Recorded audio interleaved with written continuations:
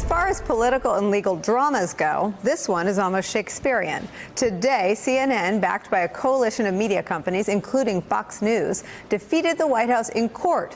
That was thanks to a ruling from a federal judge, wait for it, appointed by Donald Trump. The administration was ordered to immediately return Jim Acosta of CNN's press pass after they revoked it last week without due process. That was following a contentious press conference. The White House tried to spin the decision by moving the goalposts. Quote, this is Sarah Huckabee Sanders speaking. Today, the court made clear that there is no absolute First Amendment right to access the White House. In response to the court, we will temporarily reinstate the reporter's hard pass. We will also further develop rules and processes to ensure fair and orderly press conferences in the future.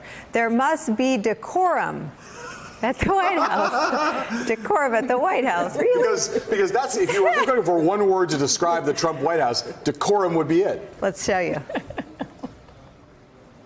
So on the other hand, you had some that decided to, let's stay away. Mike Kaufman. Too bad, Mike. Mia Love gave me no love. And she lost. Too bad. Are you worried? That's enough. That's Mr. enough. President, I was going to ask one other. You are a rude, terrible person. In Jim's defense, I've traveled with him and watched him. He's a diligent reporter who busts his butt. Well, I'm not like a big the rest fan of us. yours either. So when you report fake news, which CNN does a lot, you are the enemy of the people. I really don't understand you. You called yourself a nationalist. Some people saw that as emboldening white nationalists. Now people are also I don't saying know why you'd that say the that. president. It's such a racist There are question. some people. Did someone say something about decorum? But who is going to define decorum? Him? Well, they are. That was the way Sarah Huckabee Sanders is. To act as though that Donald Trump knows anything about decorum, and those in his administration that would work for someone like that, is on its face absurd. But that's also why, as we were talking in the last segment about why people don't want to be his lawyer, because he's going to be his lawyer. You can't control him. He's his PR spokesperson. He's his lawyer. He's his fundraiser. He's everything.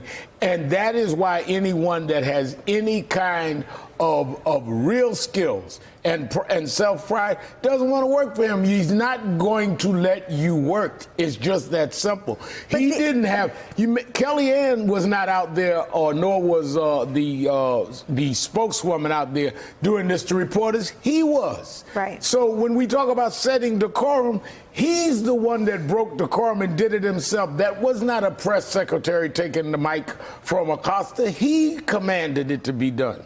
And of all the things that people that love Trump can say about him, not one of them can say he has decorum. Right, none of them. If anything, they like that, Yes. right? This is his whole thing. He discredits the messenger so that his small group of people don't believe the message. I mean, this is his thing, and he will break norms, he will destroy democratic institutions to do it. And it's very selfish. It's all about him and what he wants. You know, the one thing that's frightening is that this isn't a total victory for the First Amendment, right? This was decided on Fifth Amendment due process grounds that said that there hadn't been a process in place to take away Jim Acosta's pass. Now they're going to put a process in place, and it's going to be really important to see whether that process is allowed to stand, right? If they're allowed to define the rules for how reporters address them. That's actually pretty dangerous. I worked in a White House. I worked in the press shop.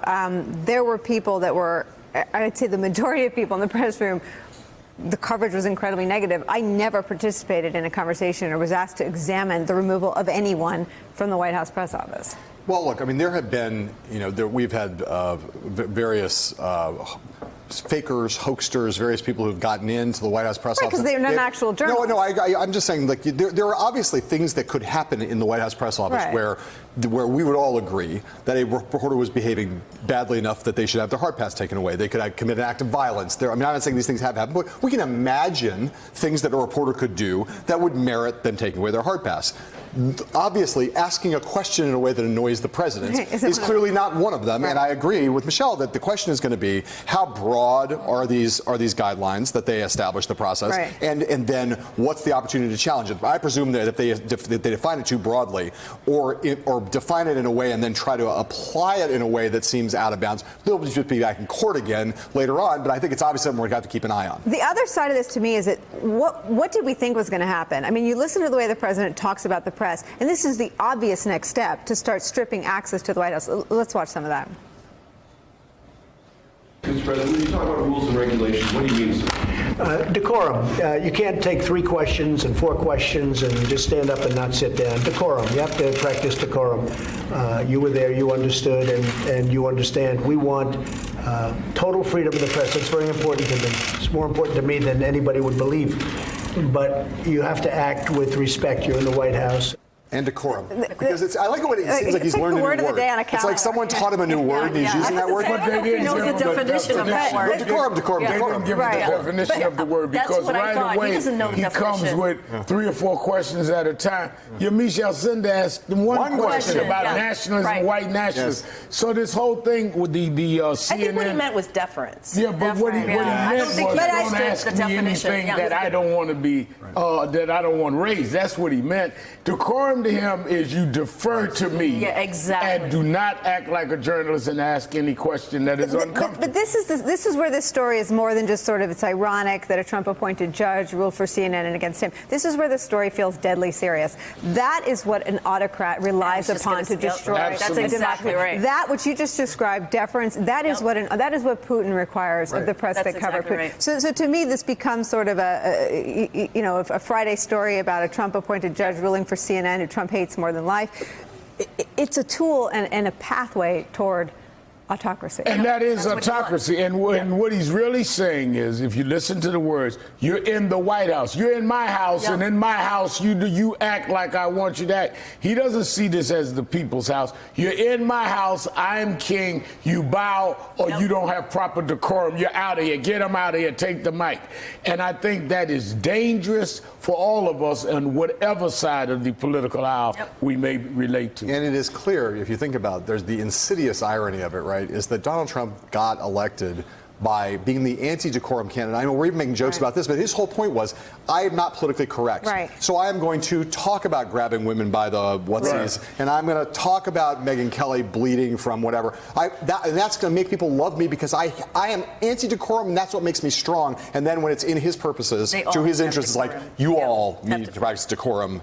Which, again, as Al said, I'd still bet a whole bunch of donuts that he doesn't know what the word means. Hey there, I'm Chris Hayes from MSNBC. Thanks for watching MSNBC on YouTube. If you want to keep up to date with the videos we're putting out, you can click subscribe just below me or click over on this list to see lots of other great videos.